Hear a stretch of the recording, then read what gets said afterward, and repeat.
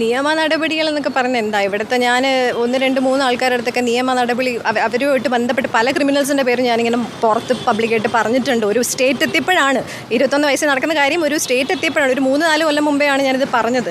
അപ്പം ഇതുമായിട്ട് ബന്ധപ്പെട്ട് പല ആൾക്കാർക്കെതിരെയും ഞാൻ സോ കോൾഡ് ലീഗൽ കേസുകൾ എടുക്കാൻ വേണ്ടി മുന്നോട്ട് പോയപ്പോൾ തന്നെ ഇവിടെ എവിടെയാണ് സർവൈവർ സെൻറ്റേഡ് ആയിട്ടുള്ളൊരു സിസ്റ്റം ഉള്ളത്? ഇവിടെ ഒരിടത്ത് സർവൈവർ സെൻറ്റേഡ് ആയിട്ടുള്ളൊരു സിസ്റ്റം ഇല്ല. അവിടെ പോയപ്പം അവരുടെ ട്രോമ, അവരുടെ അടുത്ത വെർബൽ റേപ്പ്, പല റേപ്പിലൂടെ എനിക്ക് ആകെ എനിക്ക് കുറച്ച് കാലമേ ഉള്ളൂ. എനിക്ക് എൻ്റെ ഡ്രീംസിൻ്റെ പുറകെ പോകണം. ഇവന്മാരുടെ നിന്ന് പുറകെ എനിക്ക് നടക്കാൻ സമയമില്ല, സ്വസ്ഥതയുമില്ല, മാനസിക ഒരു സ്ട്രെങ്തും ആ സമയത്ത് മനുഷ്യനാണ്.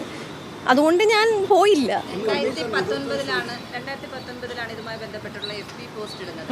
അപ്പോൾ പരസ്യമായി തന്നെ അതിനകത്ത് കാര്യങ്ങൾ വിശദീകരിച്ചിട്ടുണ്ട് രേവതി. അപ്പോൾ അതിനുശേഷം സിദ്ദിഖ് എന്ന് പറയുന്ന വ്യക്തിയിൽ നിന്നും എന്തെങ്കിലും തരത്തിലുള്ള ഭീഷണികൾ നേരിടുന്നുണ്ട്? സിദ്ദിഖിൻ്റെ റെസ്പോൺസ് തന്നെ എനിക്ക് ഭയങ്കര നോൺസെൻസും അതിനൊക്കെ അപ്പുറത്ത് എനിക്ക് ചിരി വന്നൊരു റെസ്പോൺസാണ്. അയാൾ പറഞ്ഞത് പിന്നെ ആ കുട്ടിയെ എനിക്കറിയാം, ആ കുട്ടിയെ ഞാൻ ഇൻവൈറ്റ് ചെയ്തിരുന്നു, പക്ഷേ സംവെയർ ലിറ്ററലി ഞാൻ പറയുന്നില്ല ഇങ്ങനെയാണെന്നുള്ളത്, ബട്ട് സംവെയർ അങ്ങനെയാണെന്ന് ഞാൻ ഓർക്കുന്നു. കുട്ടിയുടെ ഡ്രസ്സിങ് ശരിയല്ലായിരുന്നു, അതുകൊണ്ട് ആ ഡ്രസ്സ് നല്ല ആൾക്കാരൊക്കെ വരുന്ന ഒരു സ്ഥലമാണ്, അതുകൊണ്ട് ആ ഡ്രസ്സൊന്ന് നേരെ ഇടൂ എന്നാണ് ഞാൻ പറഞ്ഞതെന്നുള്ളൊരു ഡിസാസ്ട്രസ് കമൻ്റാണ് പുള്ളി പറഞ്ഞത്. ഒരു ഇൻഡസ്ട്രിയിൽ അയാൾക്ക് ഓൾമോസ്റ്റ് എല്ലാ സിനിമയിലും അയാൾ കാസ്റ്റ് ചെയ്യാൻ ആൾക്കാരുണ്ട്, ഇത്രയും സോ കോൾഡ് എസ്റ്റാബ്ലിഷ്ഡ് ആയിട്ട് ഇയാൾ നിൽക്കുമ്പോൾ എത്രയോ ക്യാരക്ടേഴ്സ് ചെയ്ത് അല്ലെങ്കിൽ പ്രൊഫഷണാലിസം എന്താണെന്ന് അറിയുന്ന ഒരു മനുഷ്യൻ പറയുകയാണ്, വേറൊരാളുടെ വസ്ത്രത്തിനെ പറയാണ്. സോ ഇതായിരുന്നു അയാൾ അന്നത്തെ റെസ്പോൺസ് എന്ന് പറയുന്നത്.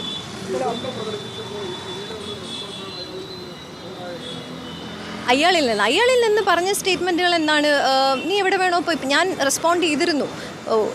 എന്നാൽ ആ വയസ്സിൽ പറ്റുന്ന രീതിയിൽ ഞാൻ റെസ്പോണ്ട് ചെയ്തിരുന്നു. റെസ്പോണ്ട് ചെയ്തിട്ട് പോകുമ്പോൾ നീക്ക് എവിടെ വേണോ പോയി പറയാം, ഒരാളും നിന്നെ വിശ്വസിക്കാൻ പോകുന്നില്ല എന്നൊരു സ്റ്റേറ്റ്മെൻറ്റ് കേട്ടുകൊണ്ടാണ് ഞാൻ അവിടെ നിന്ന് ഇറങ്ങി ഓടി ഒരു ഓട്ടോയിൽ കൈ കാണിച്ച് ഞാൻ പോവുകയാണ് പുറത്ത്. ശരിയാണ്, ഹി വാസ് ട്രൂ.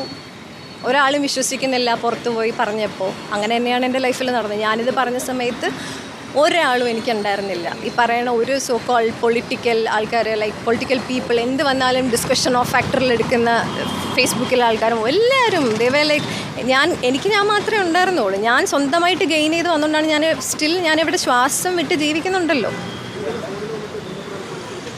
ഇല്ല, ഇങ്ങനെ ഡയറക്റ്റായിട്ട് എന്നെ വിളിച്ച് ഭീഷണിപ്പെടുത്തിയൊന്നുമില്ല. ബട്ട് ദർ മെനി കോൾസ്, ഇഷ്ടംപോലെ കോൾസുകൾ പലരും വഴിയും ചെയ്യും. പുള്ളിക്കാരൻ ഒരിക്കലും ഡയറക്റ്റായിട്ട് ചെയ്യത്തില്ലല്ലോ, കാര്യം നമ്മൾ റെക്കോർഡ് ചെയ്യും, പല വിഷയങ്ങൾ നടക്കുന്നു. അതുകൊണ്ട് പുള്ളി അത് ചെയ്യില്ല, അയാൾക്കത് തിരിച്ചടിക്കും. അതുകൊണ്ട് തന്നെ അയാൾ വേറെ പലരെയും വിട്ടും പല രീതിയിൽ എന്താ പറയുക, നിന്നെ ശരിയാക്കി തരാം, നിന്നെ അത് ചെയ്തു തരാം, നീ ഇനി സിനിമയിൽ എങ്ങനെ അഭിനയിക്കുമെന്ന് ഞങ്ങൾക്ക് കാണണം, ഇങ്ങനെയുള്ള രീതിയിലാണ് പുള്ളി റെസ്പോണ്ട് ചെയ്തത്.